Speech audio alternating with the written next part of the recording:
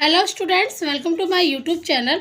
तो बच्चों, आज हम करने वाले हैं इस वीडियो में क्लास 7th की मैथ एक्सरसाइज हम करेंगे 6.1 और क्वेश्चन 3।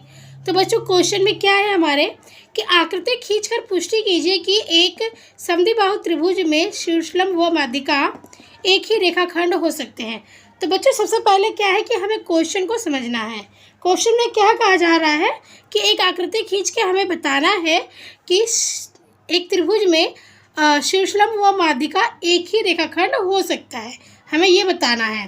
तो ठीक है बच्चों, ये क्वेश्चन आपको ज़्यादा समझ में अच्छे तरीके से आ जाएगा अगर इस चैप्टर का इंट्रोडक्शन वीडियो आप देखते हो तो। ठीक है बच्चों, तो चलो सबसे पहले तो हम ये समझेंगे कि समद्विबाहु क्या होता है, समद्विबाहु त्रिभुज किसे कहते हैं। तो देखिए बच्चों, ये हमारे त्रिभुज हो गए। ठीक है, त्रिभुज कितने प्रकार के होते हैं? 3 प्रकार के होते हैं। ये हमारा हो गया त्रिभुज। ठीक है, त्रिभुज हो गया ये है। देखिए, सबसे पहला हमारा जो त्रिभुज होता है वो होता है समबाहु त्रिभुज, फिर होता है समद्विबाहु त्रिभुज, फिर होता है विषमबाहु त्रिभुज। ठीक है, देखिए बच्चों, समबाहु त्रिभुज में क्या होता है। ठीक है, अब हम समझेंगे कि समबाहु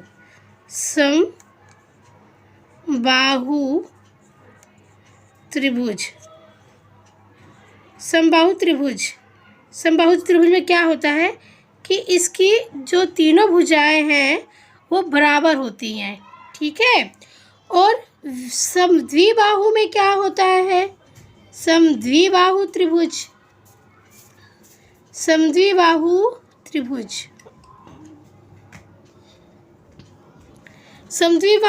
में होता है इसकी 2 भुजाएं बराबर होती हैं और एक भुजा ये जो है ये अलग होता है। ये मतलब 2 भुजाएं एक जैसी होती हैं बराबर और एक भुजा अलग होती है। ठीक है, अब हम पढ़ेंगे विषमबाहु त्रिभुज। इसमें क्या होता है कि इसकी तीनों भुजाएं जो होती हैं वो अलग अलग होती हैं। इसको हम कहते हैं विषमबाहु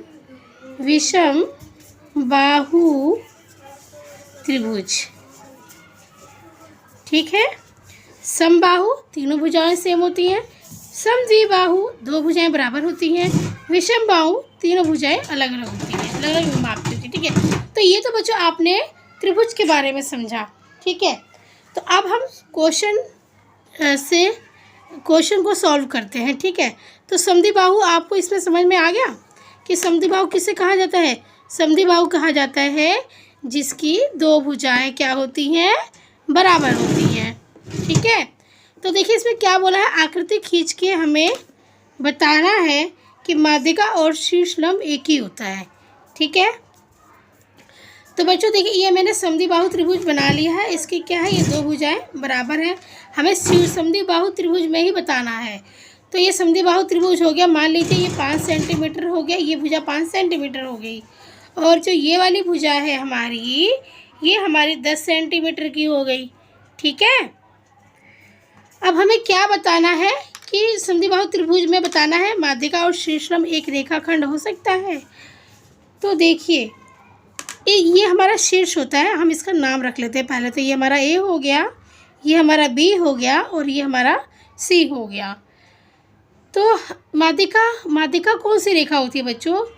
जो शीर्ष से, ये शीर्ष से हम इसको शुरू करते हैं, शीर्ष से इसके सामने वाली भुजा मध्य बिंदु को मिलाने वाली रेखा। ठीक है, शीर्ष से सामने वाली भुजा के मध्य बिंदु को मिलाने वाली रेखा को, ठीक है, जो होती है, जो मध्य बिंदु को मिलाने वाली रेखा, वो हमारी माध्यिका होती है। माध्यिका का काम क्या होता है कि किसी भी भुजा को 2 बराबर हिस्सों में बांटती है। ठीक है, जिस भी रेखा पर माध्यिका होगी उसको 2 बराबर हिस्सों में बांट देगी वो। जैसे कि ये 10 सेंटीमीटर, BC क्या हमारा 10 सेंटीमीटर है, तो जब माध्यिका हम डाल देते, ए से हमने ये माध्यिका खींच दी, हमने इसका नाम रख दिया D। हमने BC के मध्य बिंदु लेकर, ये BC हमारा 10 था, तो हमने 5 मध्य बिंदु लेकर हमने एक माध्यिका खींच दी, A और D। AD जो हमारी ये रेखा हो गई, या AD भुजा समझ लो, AD रेखा हो गई। अगर हम त्रिभुज लेते हैं, त्रिभुज के नज़र से देखते हैं तो ये भुजा हो गई, नहीं तो आप रेखा समझ लो। AD हमारी जो रेखा है वो हमारी क्या है, BC को बराबर, दो बराबर हिस्सों में बांट रही है। ठीक है, या दो पार्ट में बांट रही है। BD 5 सेंटीमीटर और DC 5 सेंटीमीटर। ठीक है, BC को दो बराबर हिस्सों में बांट दिया। तो बच्चों हम यहाँ पे इसको क्या लिखेंगे, देखिए BD बराबर है DC, BD बराबर है DC, सॉरी ये हमारा क्या हो गया, DC हो गया। BD बराबर है DC। ठीक है, ये किस वजह से बराबर हुए हैं, किस वजह से इनके 2 पार्ट हो गए हैं, AD के वजह से, है ना। AD बराबर क्या हो गई, हमारी माध्यिका हो गई। AD हमारी क्या हो गई बच्चों, माध्यिका हो गई, है ना। AD हमने खींचा है तभी तो हमारा BC के 2 पार्ट हो गए। ठीक है, तो ये हमारी AD माध्यिका हो गई। ठीक है, अब अगर मैं इसको लिखती हूँ बच्चों ADC, अगर मैं इसको लिखती हूँ कोण ADC बराबर कितने डिग्री का होगा, तो अगर ये जो ये है ना, ये भी कोई सीधी लाइन होगी ये। ठीक है, ये क्या है, ये सीधी लाइन होगी। तो ADC ये पूरा 90 डिग्री का होगा बच्चों। ठीक है, तो ये शीर्ष लंब भी हो गया, क्योंकि शीर्ष लंब जो होता है वो भी शीर्ष से ही खींचा जाता है।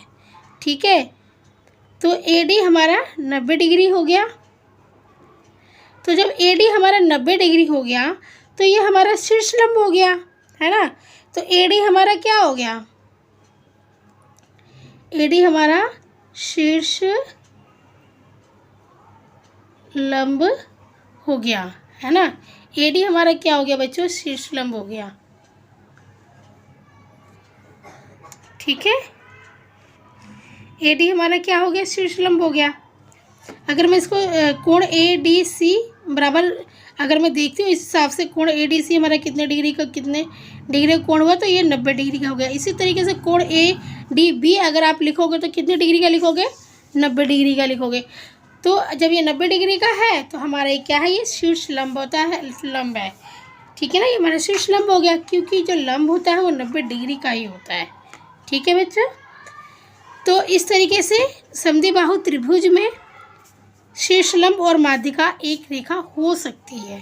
ठीक है ना, एक रेखा हो सकती है। तो ये हो गया हमारा क्वेश्चन। अगर क्वेश्चन समझ में आया है, वीडियो अच्छी लगी है तो प्लीज़ वीडियो को लाइक कीजिए। चैनल पर नए हो तो सब्सक्राइब करके बेल आइकन पर प्रेस कर लीजिए, ताकि जब भी कोई वीडियो अपलोड होती है तो सबसे पहले नोटिफिकेशन आपके पास पहुंच जाए। और बच्चों जो इससे पहले वाले क्वेश्चन है सारे मैं करा चुकी हूँ, प्लेलिस्ट में जाके आप उसको देख सकते हो। इस चैप्टर का इंट्रोडक्शन वीडियो देख सकते हो। आप इंट्रोडक्शन वीडियो देखोगे तभी आपको पूरा चैप्टर अच्छे से समझ में आएगा। ठीक है बच्चों, तो ये हमारा हो गया समद्विबाहु त्रिभुज। आपको पता चल गया कि कौन सा होता है समद्विबाहु का मतलब होता है जिसकी 2 भुजाएं बराबर हो, जिस त्रिभुज की 2 भुजाएं बराबर हो।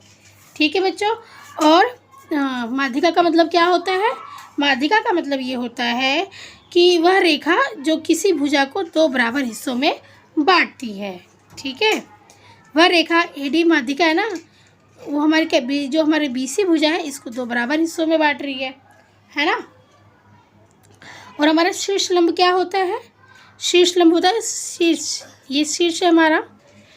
ठीक है, शीर्ष से खींचा गया लंब सामने वाली भुजा पे, जो शीर्ष लंब होता है, जो लंब होता है वो कहाँ खींचा जाता है, सामने वाली भुजा पे ही खींचा जाता है ना, सामने वाली भुजा पे ही, शीर्ष के सामने वाली भुजा पे। जैसे इस यहाँ से हमने खींचा तो इस BC पर लंब खींचा।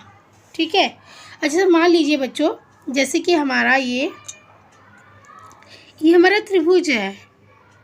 ठीक है, अगर हम इस वाली भुजा से लंब खींचेंगे, ये हमारा A हो गया, ये हमारा B हो गया, ये हमारा C हो गया। बच्चों ये क्वेश्चन हो चुका है, ये मैं अलग से समझा रही हूँ। ठीक है, ये मैं अलग से समझा रही हूँ। तो ये BC हो गया। अगर मैं B से अगर शीर्ष लंब खींचूँ तो मैं कहाँ पर खींचूँगी, इस वाली भुजा पे खींचूँगी। ठीक है, अगर मैं C से लंब खींचूँगी तो किधर खींचूँगी, इस भुजा पे खींचूँगी। अगर मैं शीर्ष A से लंब खींचूँगी तो कहाँ खींचूँगी, इस भुजा पर खींचूँगी। तो बच्चों एक त्रिभुज में 3 शीर्ष होते हैं। ठीक है, और 3 कोण होते हैं और 3 भुजाएं होती हैं।